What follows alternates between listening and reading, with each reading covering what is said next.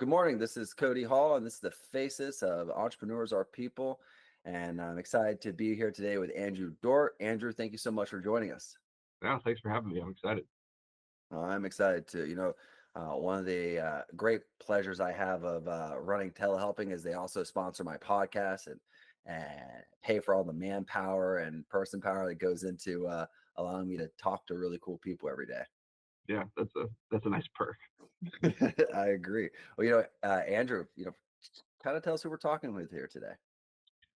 Yeah, so I am a mortgage broker by trade. I've been doing that for about 10 years, but I specifically am a member of the queer community, the LGBTQ community, and I kind of built my career bringing those two worlds together.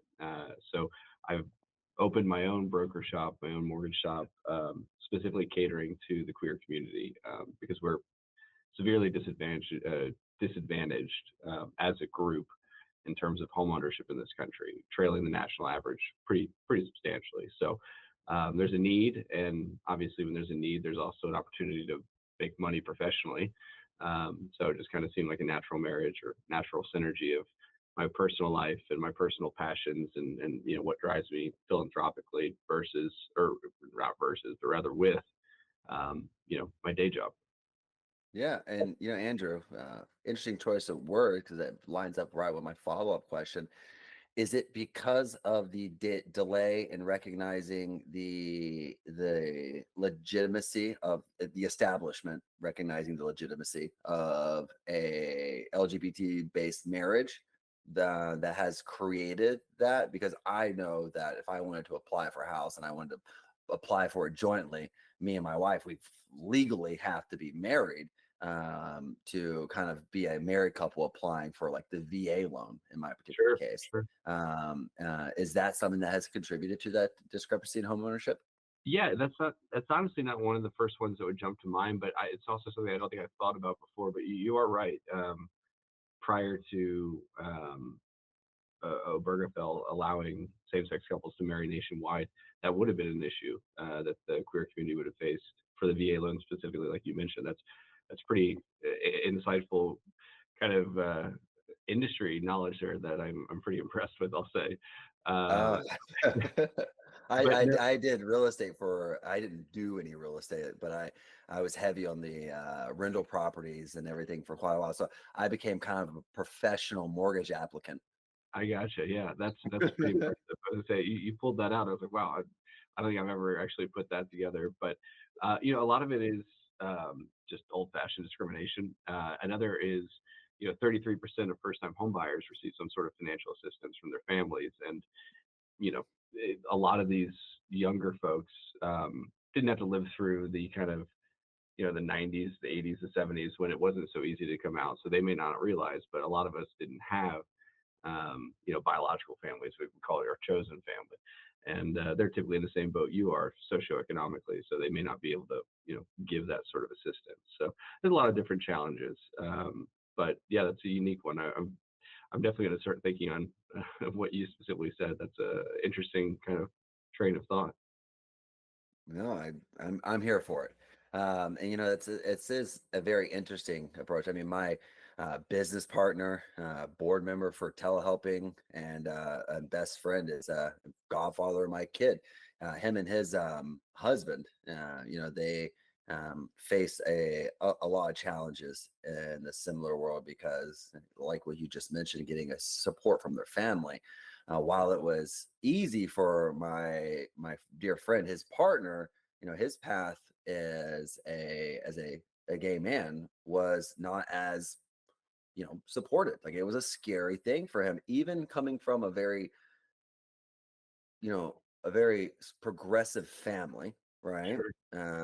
It was challenging for him because some people, there's very black and white lines for them, but you can be a progressive liberal family, but also be masculine, right? And coming from a family of boys with a very masculine father, right? It was difficult for him to go that direction and to ask for support because he was always kind of out on the outskirts of the family because he knew that you know who he was wasn't going to necessarily fit in. So he didn't ask for help for a lot of things. Did Yeah. just didn't put that hand out. Yeah, there's always that fear of rejection when you ask people for help, whether it's family or otherwise. And when you're exposing what you might consider to be the most intimate secret you have, it can be difficult. So I can definitely respect or at least understand their situation. And it's also, varying levels of privilege. I am straight passing if I want to be. My partner very much not. And not that there's anything wrong with that, but I know that I've had an easier time in life by being able to be straight passing.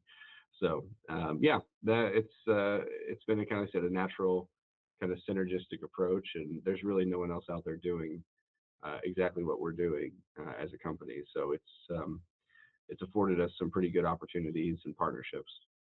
No, that's wonderful. And people don't understand the minor things that can create adversity.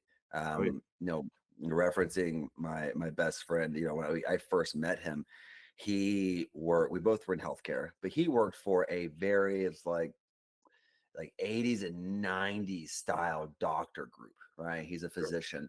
And this doctor group was the type that if you were a masculine heterosexual male, you fit in with the good old boys club, right? right, And you were rewarded for it because, like doctors, motorcycles, trucks, things like that, big houses.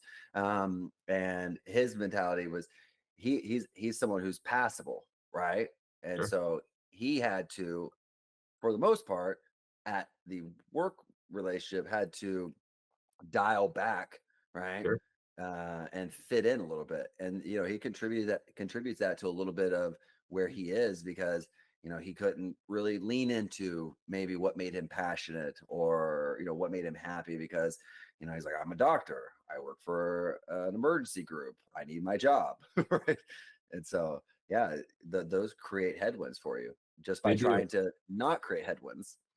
and and being an outlier, people tend to flock to their own, which again, in one sense, is great for business for us. But to your point, because people flock to their own, they're kind of wary of outsiders, and so it makes it really difficult for people who may not fit that atypical mold to break into that industry. And that's really, really true in the mortgage industry. So I always say, like, if I have a two pillar kind of goal for the company, the first one would be to increase queer home ownership. But the second is to bring more diversity into the mortgage industry itself, because it is very much what you're talking to. It's you know, straight, cis, heterosexual, white man's game. And it's one of the, in my mind, it's one of the last bastions of that in a lot of corporate America. Most things have seen progress being made um, because of when you come from an educated background, especially liberal arts education, you tend to just kind of naturally become more progressive. But the mortgage industry itself has got a very low bar to entry. Not the saying that it's full of uneducated people by any means, but it does have a very low bar to entry. And when you're successful at it, you're a successful salesperson for the most part, and those people get promoted and they end up owning companies or they end up in leadership positions, but they may not have any of that kind of, again, that liberal arts education that would have expanded their horizons a little bit. And so you have a lot of really, really, I think, Wolf of Wall Street type salespeople in this industry. And the other, whether that be, women or minorities or queer folks, uh, are kind of shunned. So there are very few women in this industry that are in leadership positions. I don't really know of more than maybe one queer person in this industry, apart from myself, that is in a leadership position. And so that's kind of another, goal that we have, trying to bring more people in that, make the people that lend the money look like the people that are being lent the money. No, and two pieces there is um, mortgage brokership is a very behind the scenes kind of job. It's not to be confused with the real estate agent, though it can be the real estate agent, all Sure, right? But it's the person kind of behind that office, and which allows them certain immunity from cultural change true. because they're insulated from, people understanding, well, what is their representation? Like, what is going on back there behind that process? I would equate it to a lot like who we elect into political positions, and Sure. who would make up their office, right? People with the bureaucratic positions that we don't pick, right? Mhm. That would be the broker in the backstage. They're kind of like, they're important, really important, but also you don't see them much. Yeah, that's a really good analogy. Very behind the scenes. Yeah, you're right. The real estate agent is always the face, and oftentimes the first person that a borrower will speak to. Yeah, well, I get the pleasure of most of my clients are either CFAs, certified financial advisors, lawyers, or accountants. Mm, And not so much with lawyers and accountants. I can almost they're generally the same type of person, just one does words and one does numbers.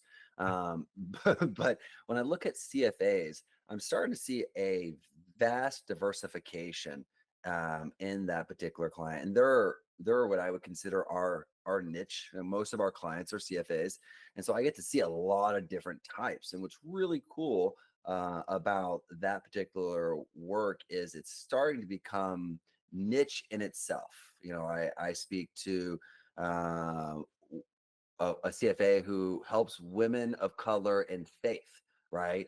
A CFA who works with Hispanic immigrants, who works with the LGBT community. Like, I'm mhm. starting to see a real variety, and oftentimes those are the people with the success, right? Yeah, They're dialing in on, what was financial advising before?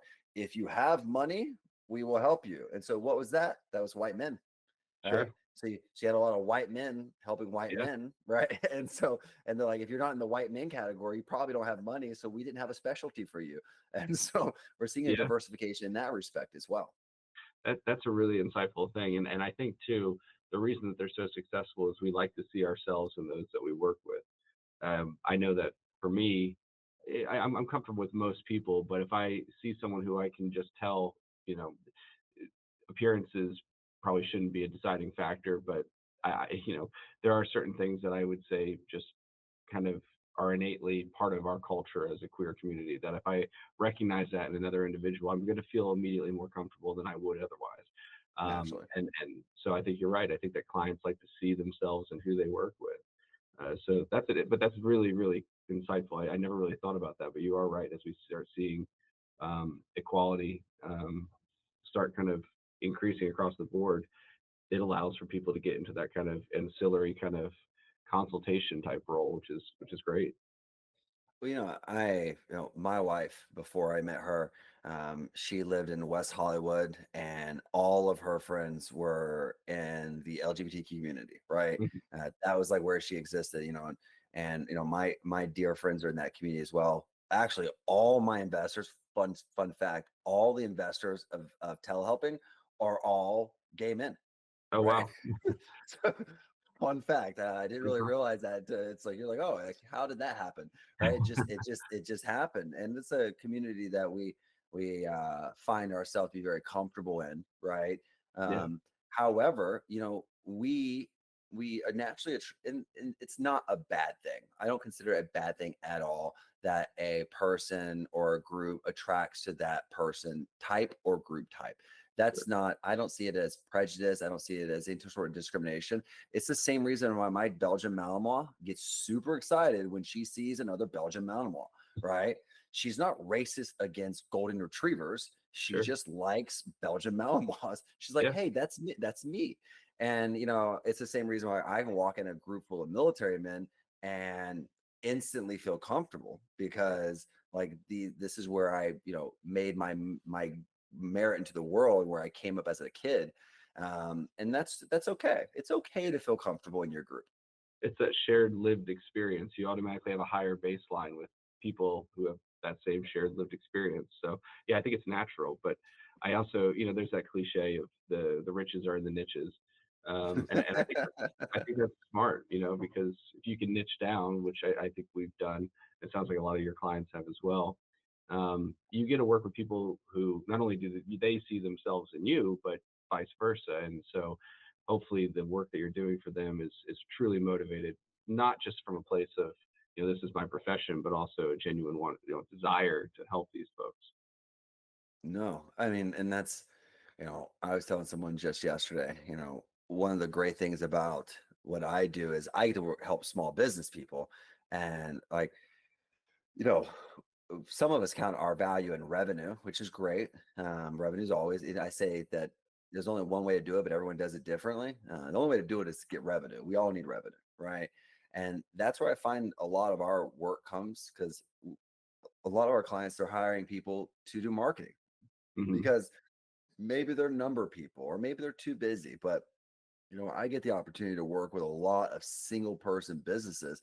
And it's like you're sitting there like, wow, like, do I help 300 clients or do I support 300 families? Right. And like, which one's a really a more impactful metric to kind of hold? And that's what it comes down to. It's just like being able to, like you say, the millions are in the niches, right? Being able to dial in on that group and help them with their needs is it's where the money is because if you can fulfill a need, you can print it. Yeah. Yeah, and I think it's for me personally, I've always been a rolling stone. Like I've before I got into mortgage, I did some real estate flips, which sounds like you've gone through as well. And tried a few different things here and there, and with each way failed myself forward. And I liked that. But it wasn't until I really found, I'd say my calling, but my niche, that I felt both the entrepreneurial part of myself taken care of, as well as something a bit more solidified. Whereas my partner is a teacher, and anything outside of you know I know what I'm going to make every 2 weeks. I know exactly what my schedule is. 2 weeks off for various, Christmas break, spring break, and then the summer break. And not really the life of an entrepreneur, but sometimes opposites attract. So Oh no, I mean, it's so interesting. One of my friends, him and his husband, they're almost too much alike, right? And I think it's to a detriment at some degree, and they recognize that because both physicians, both in their own specialties, highly respected, and so therefore very in demand and busy. sure, And they've adopted well, two children. One was from a previous marriage, but it's like, oh, great. Well, this is nice, but like, who is in charge of these humans, right? yeah, If we're both working 80-hour weeks, and that's tough, right? imagine. And so it's nice to have that balance. Yeah, yeah, it is. It's sometimes the other one of us will keep the other in check. Whether it's on, hey, we need to be a bit more spontaneous, or hey, we got to get our heads out of the cloud here. So it can help for sure. It's interesting that you say that your friends are very similar, because that is a trope. I wouldn't say it's a stereotype, but that's very much a trope in the gay community, is that you know couples will end up being identical, which is, yeah, not always true, but it is funny how often that does happen. Oh, it's so funny because the opposite of that would be my friends. One is the physician who's very just regimented, right? Obsessive, scheduled, Mhm. and his partner complete out. I mean, if he would be up at the same time as him every day and still be late leaving. Yeah, And he's like, where did the morning go? yeah, What am I doing?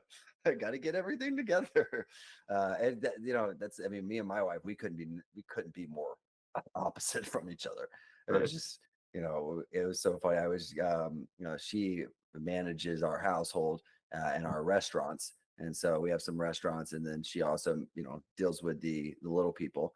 Mhm. And so, but it's so funny because they get to sleep in every day, have a good time. He doesn't go to school because he's only two until later in the day, and so they just hang out. And that's her schedule. It's just gliding through the challenges.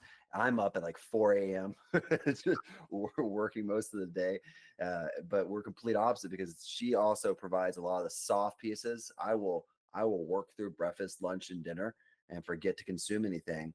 And she'll come knocking on my door like, "Hey, are we gonna do something about food today?"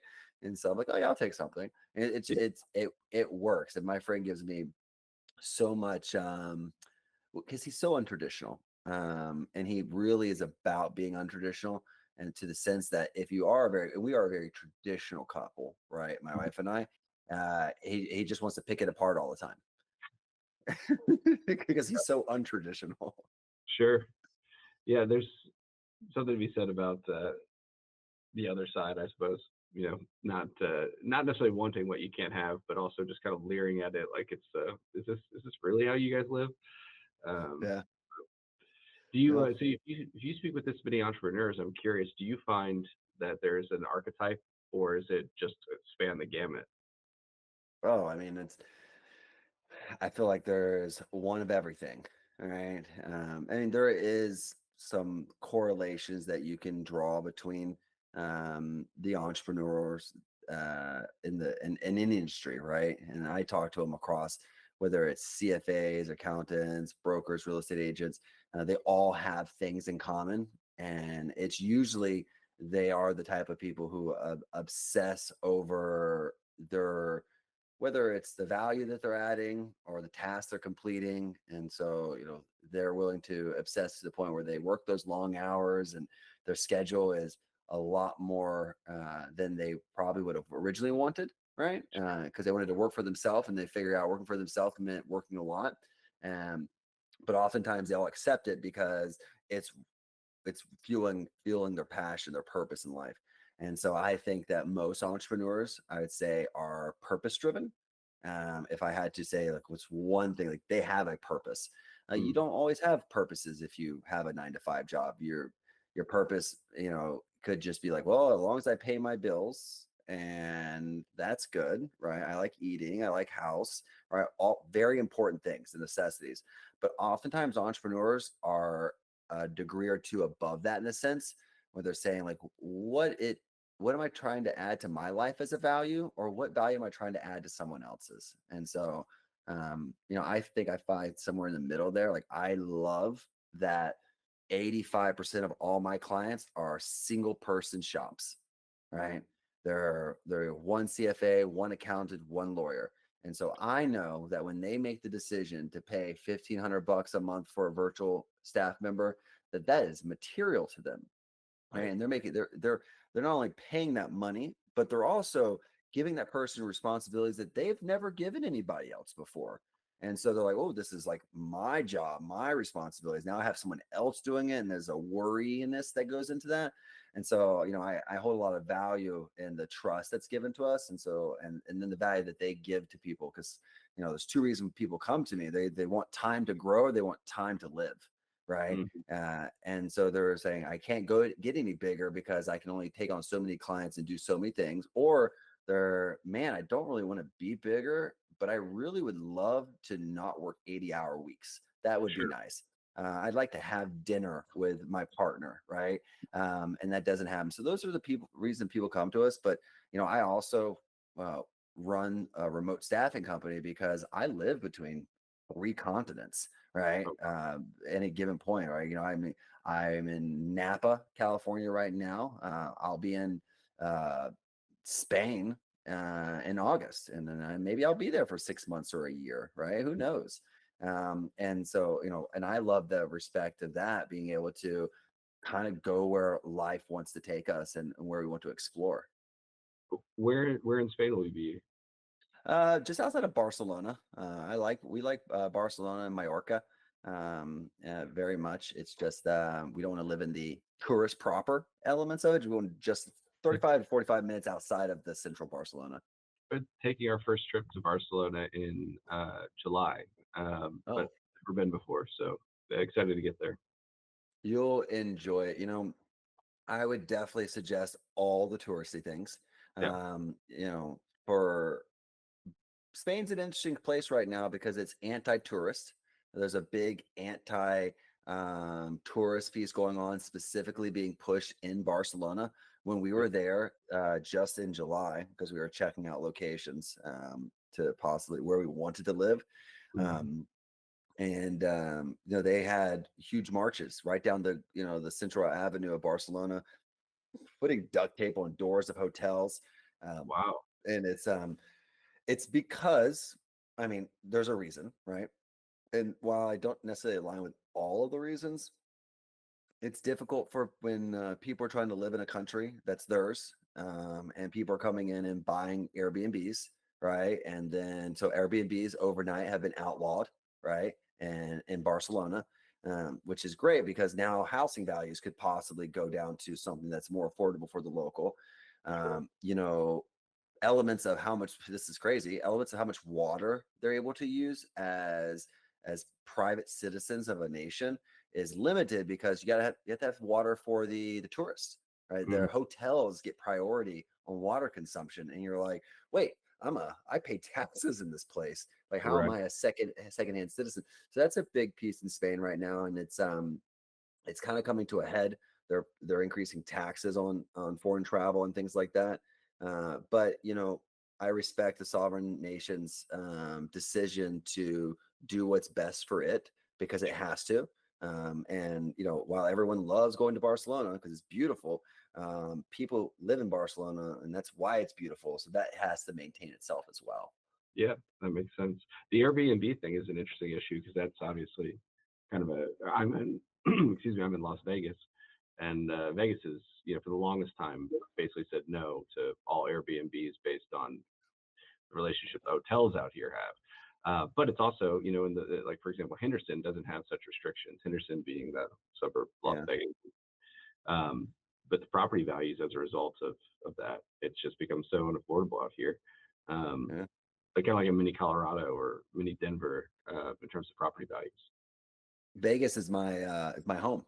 And quotations, I maintain a residence there when I'm though we're always traveling. I will be back in Vegas 3 months later this spring, as we're getting ready to welcome a new child into the world. And so Oh we'll wow, they'll come in somewhere in the Summerlin Hospital area. yeah, And so but I know, talk about Airbnb, man, that's a topic for me because I'm so sore about that. yeah, When they changed the laws on it back in 2021, mm, 2022, I was running 7 Airbnbs in Vegas. And oh, so I was printing money. It was yeah, great, right? No, it was like the wild, wild west of yeah, Airbnbs. No rules, no regulation, no taxes, right? mm, And so yeah, and I've been in their process. I was lucky. I'm one of the lucky ones where I drew a ticket, and I was in the first 100 to get my lottery picked, and mm, I've been in the process ever since. And so I've since sold off 6 of my Airbnbs, oh, and but because those weren't necessarily single family homes that you could maybe rent out long term. And I've mm, rented out one Airbnb that's long term, but I'm still awaiting the final step, which is a fire inspection, right? But I mm, started this. I remember putting in my application in September 2022, right? And we're coming up. If I had to really just give them all the credit due, it'll probably be somewhere around end of summer to August before I get my Airbnb license. So it'll be a full 3 years. yeah, yeah. That sounds about, and not just Las Vegas, but Nevada in general. The everything here takes a long time. I remember opening my company. It took 9 months to get licensed from the state's mortgage lending division, and contrast that with our license in Colorado, it took 4 hours. So there's a bit of a, a tell right there in terms of how the state does things. But we don't pay income tax, so there's something to be said there too. There is. And I've come to accept the fact that when I do have my Airbnb operating again, that I'll pay taxes on it, but it'll still make great it's Vegas, right? And I think my property that I have right now, you walk out in the front yard and you look to the left and you see, the hotels and everything right there. It's 5 miles off the strip. And so it's a great thing for families visiting Vegas. And so it generally always stayed booked, but you know, there's always the hotel influence, right? Oh yeah, The hotels have to, they pay a lot of bills in Vegas, right? That Airbnb doesn't pay. And so you have to kind of keep them happy mm, because they make up a lot of what is Vegas's industry. yeah. Well, if you got rid of 6 properties between 2021 and now, that must have looked pretty nice with the appreciation out here in Las Vegas. Oh no, it was great. Yeah, they did. I bought all of them much lower than what I sold them at. they would have been great properties to hold, right, into perpetuity. However, Yeah. no one wants to be, absorbing, 3K in mortgage for a single property across 6 different properties when you can't rent them long term, right? Because no one wants to rent a 5 bedroom house for a for a single property. Yeah. No, you're not wrong. That's a very good point. It'd be interesting to see because I think that's Vegas is a bit of a unique microcosm, but that issue of these short-term rentals is obviously kind of a hot topic nationwide right now, just with the housing shortage. So, be interested to see how that how that evolves over the next couple of years because it does seem too that Airbnb has moved more towards these larger investors. I know some guys down in Texas that their whole thing is they teach people how to run, multi groups of like 6 or more Airbnbs and how they staff them, how they staff their cleaning, how they rent them out, and I'm seeing more and more of that in terms of it not just being like, oh, this is our home that we rent out a room, or this is our second home that we rent out, occasionally, but being professional, professional short-term rentals, and again, it's just interesting to see with where we're at in terms of this housing crisis if anyone steps in or if we just keep letting it happen, I don't know. Because it's obviously a good source of income for a lot of folks. So hard to draw that line.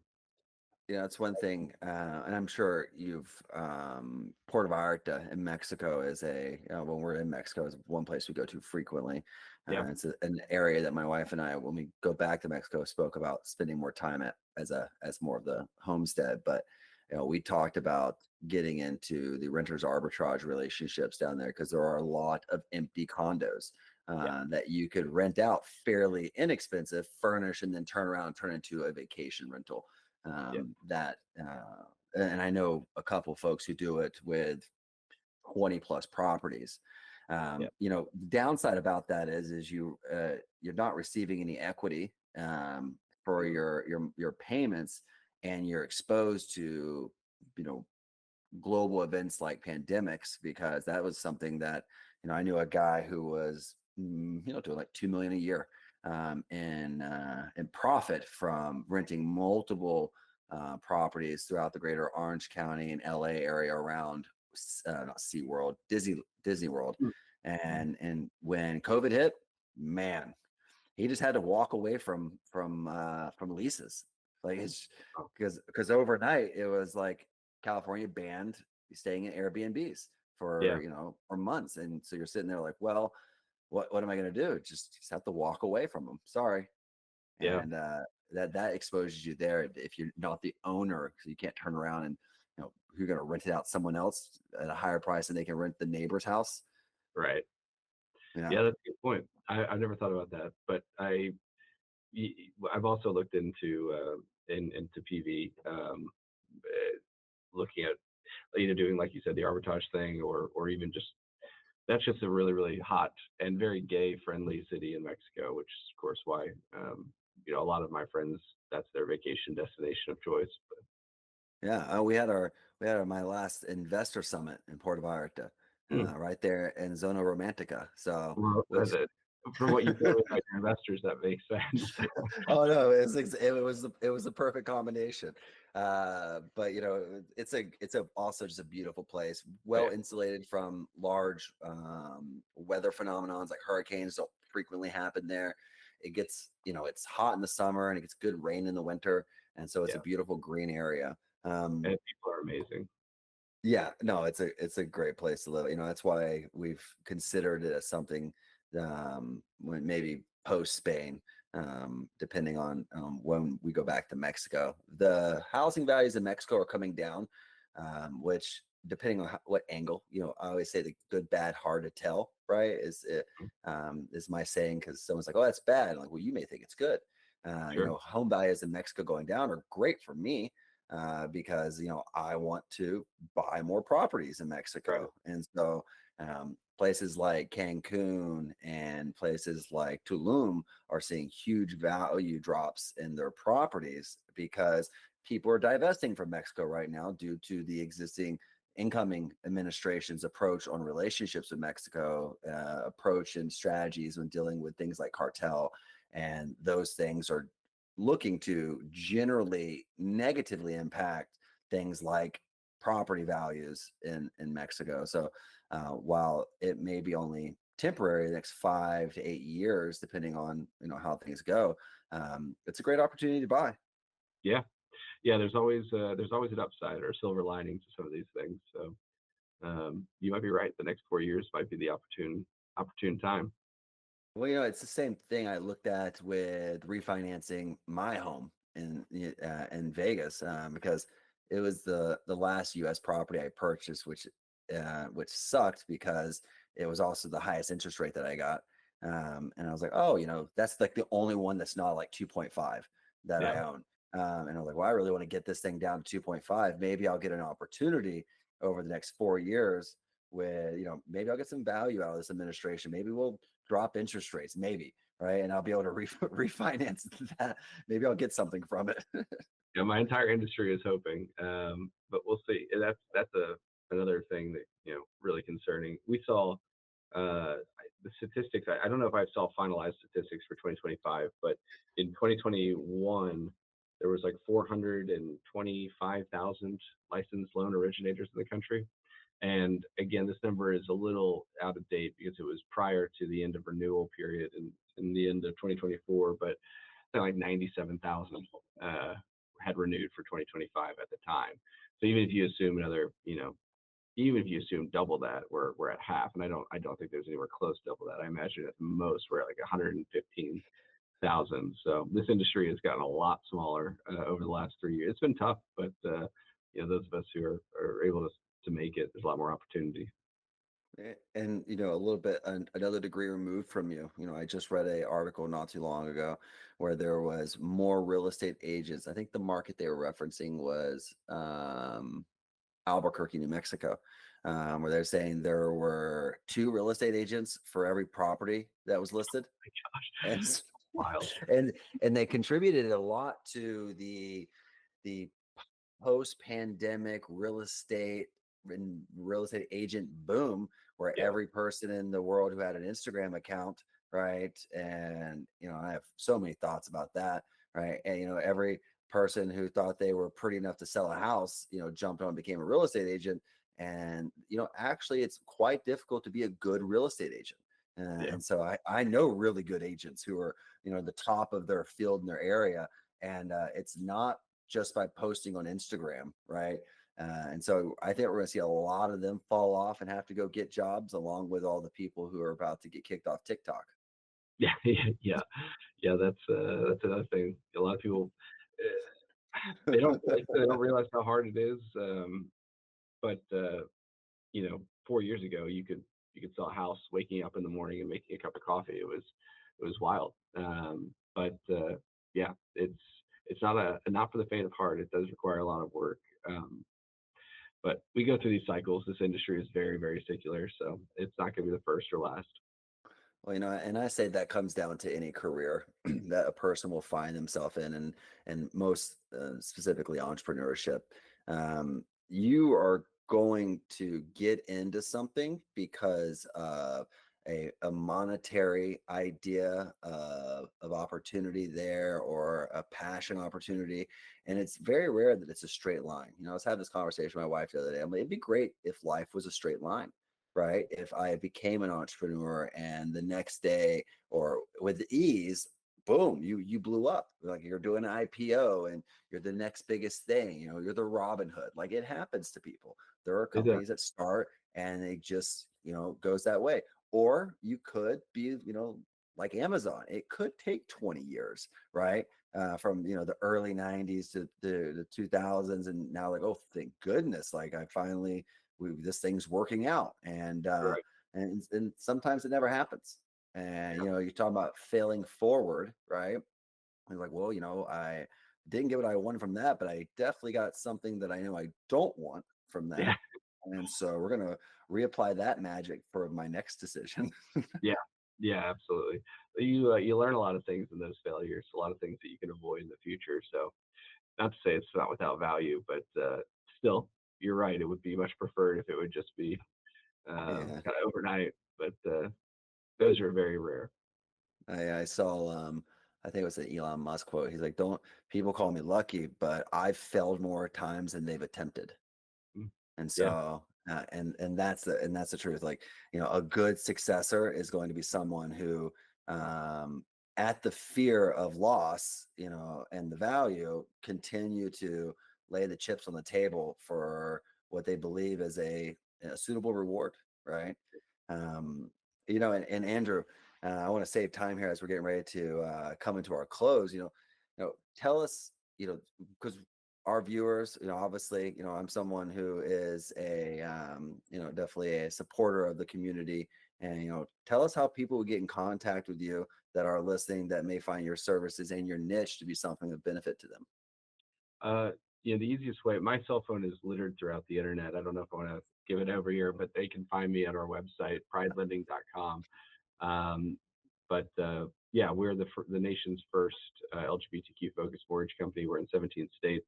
Hope to be nationwide in the next, say, 24 months. We're opening New Mexico, which will be our 18th state, in the next 2 months. Um, and then we're also looking for additional loan officers who might fit that value. So we're growing our team at a time where this industry is contracting pretty rapidly, which is a blessing. But yeah, pridelending.com. That's our website. That's where they can find me.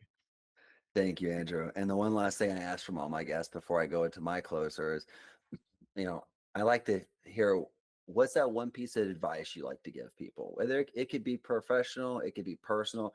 Like if you're saying like, if someone's like, give me advice, Andrew, and that's one thing you can spit out to them. What is that piece of advice that you love giving people?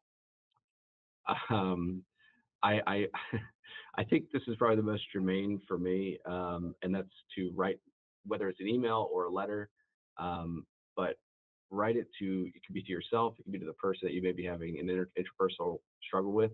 I do emails, so if I'm having an issue with, say, an employee or something, even my partner, I just put it all out on an email. I never send it. It's really just for me to get my feelings out on paper, and then I notice that my next interaction with that person, I've been able to kind of think through everything that I was feeling, and you start seeing things 3 or 4 steps behind it. So it's not really that you were feeling this way because of this thing. It's because you had a bad day doing this X, Y, and Z, and it really reframes it. So for me, I write letters or emails to anyone that I'm having some sort of issue with. Just never send it.